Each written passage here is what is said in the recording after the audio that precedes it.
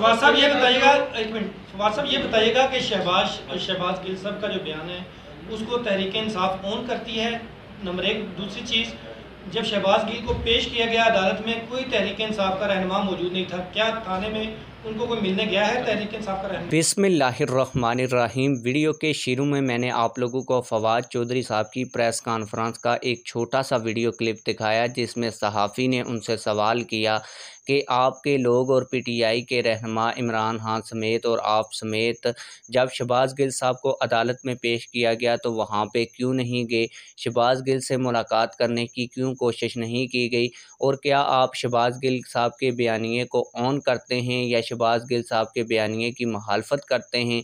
और ये भी पूछा कि क्या ये पार्टी का बयानिया था। इस पर फवाद चौधरी साहब ने जो जवाबात दिए, और जो फवाद चौधरी साहब की प्रेस कॉन्फ्रेंस की मुकम्मल वीडियो है वो आप लोगों को दिखाने जा रहा हूं, जिसमें उन्होंने इन तमाम तर सवालात के जवाबात दिए हैं।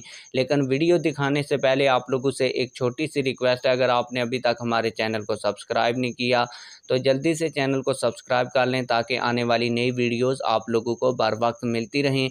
आप लोगों का ज़्यादा टाइम वेस्ट नहीं करूंगा और आप लोगों को असल वीडियो दिखाऊंगा। आइए असल वीडियो देखते हैं। फवाद साहब ये बताइएगा, एक मिनट, फवाद साहब ये बताइएगा कि शहबाज गिल साहब का जो बयान है उसको तहरीक इंसाफ ऑन करती है, नंबर एक। दूसरी चीज़, जब शहबाज गिल को पेश किया गया अदालत में कोई तहरीक इंसाफ का रहनुमा मौजूद नहीं था, क्या थाने में उनको कोई मिलने गया है तहरीक इंसाफ का रहनुमा? मीडिया था वहाँ पे शहबाज गिल को जब पेश किया। फैसल चौधरी साहब अकेले थे तहरीक इंसाफ की तरफ? सिर्फ फैसल नहीं, वो तो उनका वकील था, वो तहरीक इंसाफ का नहीं था।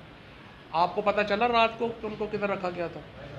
आंसर इज़ नो, क्योंकि शहबाज को हर 6 घंटे के बाद 3 घंटे के बाद शिफ्ट कर दिया जाता है कि कहाँ पे हैं। अगर आपको भी पता है तो चले आए मेरे साथ, चले मुझे बताएं कहाँ पे हैं और आए मिलते हैं। इसलिए कि जो इस वक्त जो हालात चल रहे हैं, हमारी पार्टी ने उस दिन भी पूरा जो है वो पता किया इस्लामाबाद में, अली अवान ने और बाकी सारे लोगों ने, और उसके बाद जाके उस जो है वो उसका शहबाज को मिलने की भी कोशिश की। मैंने ख़ुद भी हर जगह कोशिश की कि उनसे मुलाकात हो जाए, लेकिन उनसे मिलने नहीं दिया गया।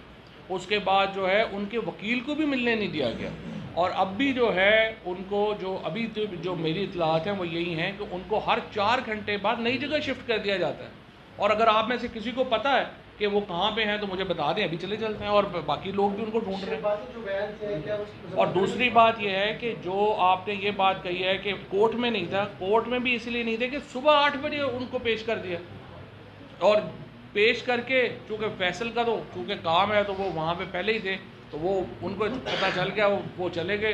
बाकी लोगों को तो पता ही नहीं चला कि वो कब आए और कब गए, और अभी तक जो है वो उनकी मुलाकात। आप देखें उनके ड्राइवर की बीवी को अरेस्ट कर लिया, और अभी हमारे लोग वहाँ पे पहुँचे हैं, वहाँ पे सारे खुरम भी वहाँ पे मौजूद हैं, अली अवान भी वहाँ पे मौजूद हैं, सारी लीडरशिप वहाँ पे मौजूद है। लेकिन एक साइड की स्टोरी जो है, यही तो प्रोपेगेंडा सहाफ़त है ना। ये किसने ये स्टोरी लगाई है?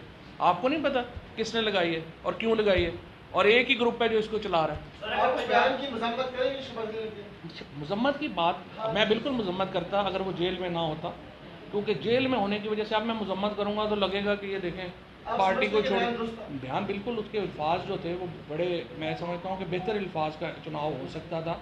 ये अल्फाज जो हैं वो ज़ाहिर है कि उसको एग्री नहीं किया जा सकता, लेकिन